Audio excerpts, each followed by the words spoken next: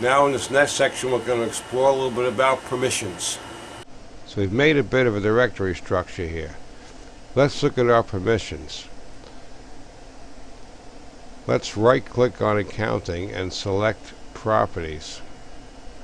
Here we now have a permissions tab. Click on that. Okay, now remember these are all folders. So here we can control the access to the folder. For example, in others, the folder access means they can access files.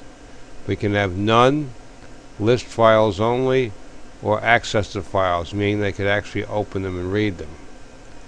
We can then set permission on files for none, read only, or read and write for that group of others, meaning everybody else in that folder.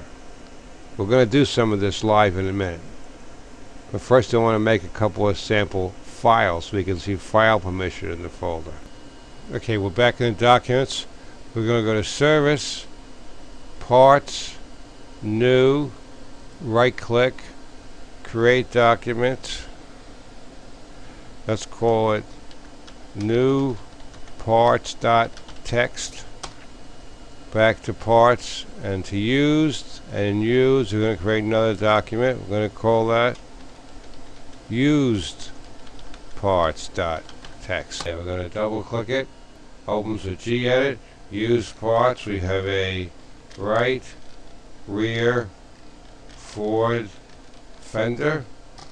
We have a front Chevy bumper.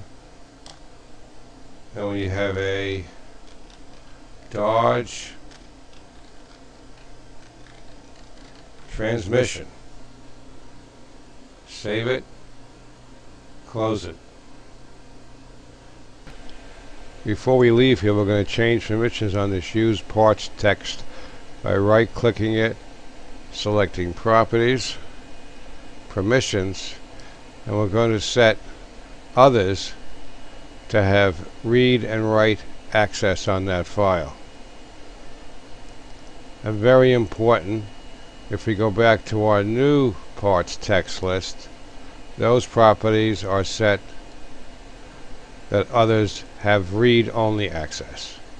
Okay, so refer to the detailed instructions below and complete this section of the lab now.